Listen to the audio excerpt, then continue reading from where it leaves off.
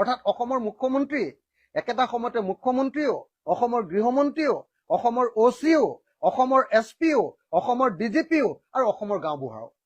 থানাত যদি কেছ এখন ৰেজিষ্টাৰ কৰিবলৈ যায় তেনেহ'লে সেই কেছখন থানাৰ OCজনে ৰেজিষ্টাৰ কৰিবলৈ টান পায়। তেওঁ ফোন কৰি হিমন্ত বিশ্ব শৰ্মাক সুধিহে কেছখন ৰেজিষ্টাৰ কৰে। কিন্তু কিয়? এতিয়া এখন থানাৰ OCয়ে কেছ এটা ৰেজিষ্টাৰ কৰিব নোৱাৰে অসমৰ মুখ্যমন্ত্ৰীৰ পৰা সুধি ল'ব লাগে। অৰ্থাৎ অসমৰ মুখ্যমন্ত্ৰী একেটা সময়তে মুখ্যমন্ত্ৰীও, অসমৰ গৃহমন্ত্ৰীও, অসমৰ OCও, অসমৰ SPও, অসমৰ DGPও আৰু অসমৰ গাঁওবুঢ়াও। এতিয়া অসমৰ মুখ্যমন্ত্ৰীয়ে সদায় কয় যে অসম এটা মডেলত পৰিণত হৈছে। অসম এটা মডেলত পৰিণত হৈছে। কিহৰ মডেলত? বোলে অৰুণোদয় মডেলত। মডেলটো কি? 1250 টকাৰ অৰুণোদয়ৰ কাৰণে অসমৰ মানুহৰ, অসমৰ মহিলাবিলাকৰ আজিৰ দিনটোৰ আটাইতকৈ ডাঙৰ সপোনটো হ'ল 1250 টকাৰ অৰুণোদয় আঁচনি। 1250 টকা আমেৰিকাৰ ষ্টেণ্ডাৰ্ডত যদি চাওঁ, আমেৰিকাত 1250 টকাত 3 কেজি চাউল পায়। আমেৰিকাৰ ষ্টেণ্ডাৰ্ডত 3 কেজি চাউল পোৱাটোৱে হ'ল অসমৰ গাঁৱৰ মানুহৰ আজিৰ দিনটোৰ আটাইতকৈ ডাঙৰ সপোন মহিলাৰ। অসমৰ আজিৰ দিনটোত অসমৰ গাঁৱলৈ যদি যায় তেতিয়াহ'লে যদি সোধে যে খেতি কৰাক বাদ দি অসমৰ নতুন প্ৰজন্মটোৱে আটাইতকৈ বেছি কি কাম কৰে, সকলোৱে ক'ব যে মিস্ত্ৰীৰ লগত যোগালী বা দৈনিক মজুৰি 1 নম্বৰ। আৰু 2 নম্বৰ কামটো কি কৰে? বেংগলোৰ, চেন্নাই বা কেৰেলাত গৈ চিকিউৰিটি গাৰ্ড। এইটোৱে হ'ল অসমৰ আজিৰ দিনটোৰ বাস্তৱ অৰ্থনৈতিক চিত্ৰ। বাস্তৱ অৰ্থনৈতিক চিত্ৰ। অসমৰ নতুন প্ৰজন্ম তেওঁলোকৰ আজিৰ দিনটোত কৃষিক বাদ দি আটাইতকৈ ডাঙৰ ইনকামটো হ'ল দৈনিক মজুৰি বা মিস্ত্ৰীৰ লগত যোগালী। আৰু দ্বিতীয় যিটো ইনকাম সেইটো হ'ল বেংগলোৰ, চেন্নাই আৰু কেৰেলাত গৈ চিকিউৰিটি গাৰ্ড। যদি চিকিউৰিটি গাৰ্ড কৰাটোৱে নতুন প্ৰজন্মৰ আটাইতকৈ উঠি অহা সবল ডেকা ল'ৰাবিলাকৰ আটাইতকৈ ডাঙৰ সপোন হয় বা হাজিৰা কৰাটোৱে আটাইতকৈ ডাঙৰ সপোন হয়, সেই জাতিৰ কিবা ভৱিষ্যত আছেনে? আজি অসমৰ মানুহে আজিৰ দিনটোত খেতি কৰিবৰ কাৰণে আজিৰ দিনটোতো বছৰকত এবাৰ খেতি কৰে আৰু আজিৰ দিনটোতো অসমীয়া, আজিৰ দিনটোতো আমি সকলোৱে জানো যে ভেকুলীৰ বিয়া পতা জাতি। অসমীয়া আজিৰ দিনটো ভেকুলী বিয়া পতাৰ জাতি। এতিয়াও আমি কঠীয়া পাৰিবৰ কাৰণে আকাশৰ পিনে চাই থাকো। কোনোফালে আমাৰ ডেভেলপমেণ্ট ক'তো নাই। 1% জলসিঞ্চনো চৰকাৰে যোগান ধৰিব পৰা নাই।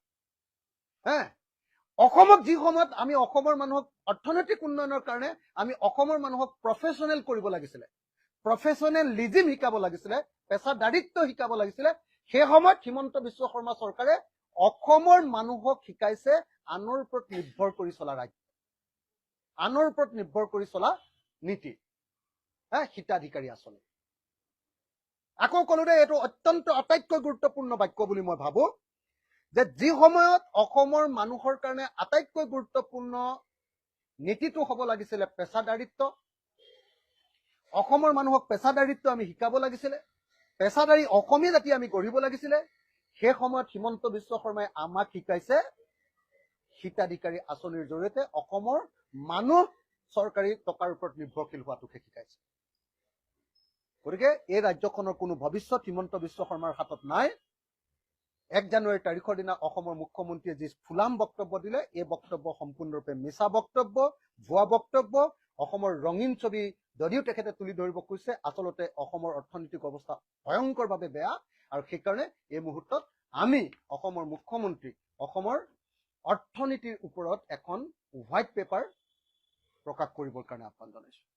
1 জানুৱাৰী তাৰিখৰ দিনা পজিটিভ কথা কয়। হিমন্ত বিশ্ব শৰ্মাই 1 জানুৱাৰী তাৰিখৰ দিনা গোটেই বছৰটোৰ কাৰণে অসমীয়া মানুহৰ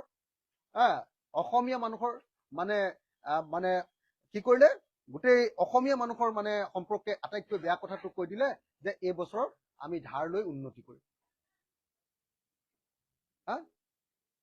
গোটেই মানে বছৰটোৰ কাৰণে বেয়া কৰি পেলালে। 1 জানুৱাৰী তাৰিখৰ দিনাই মুখ্যমন্ত্ৰীজনে মিছা কথা কৈ অৰ্থনীতিৰ এখন ফুলাম ছবি দাঙি ধৰি আৰু অৰ্থনীতিৰ কেইবাটাও মিছা কথা কৈ ধাৰৰ পৰিমাণটো কমাই আৰু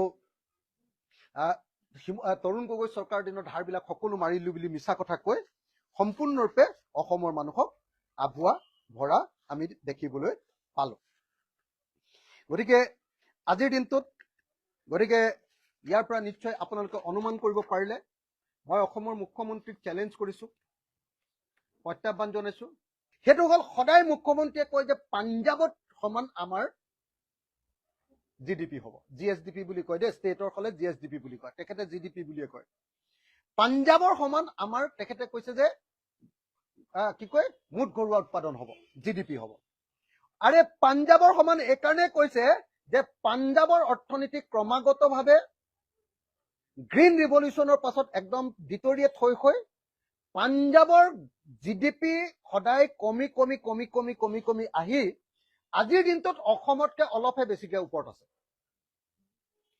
তেখেতে কিন্তু পাঞ্জাৱৰ লগত থকা হাৰিয়ানাখনৰ কথা কোৱা নাই, তাতকৈও সৰু ৰাজ্য দিল্লীখনৰ কথাও কোৱা নাই, বা কেৰেলাৰ কথাও কোৱা নাই।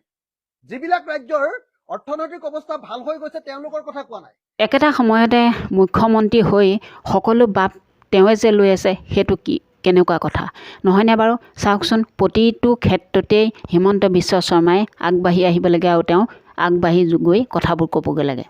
অখিল গগৈ যেতিয়া মন্তব্য দিয়ে তেতিয়া হয়তো হিমন্ত বিশ্ব শৰ্মাৰ চাগে বহুতো খং উঠে।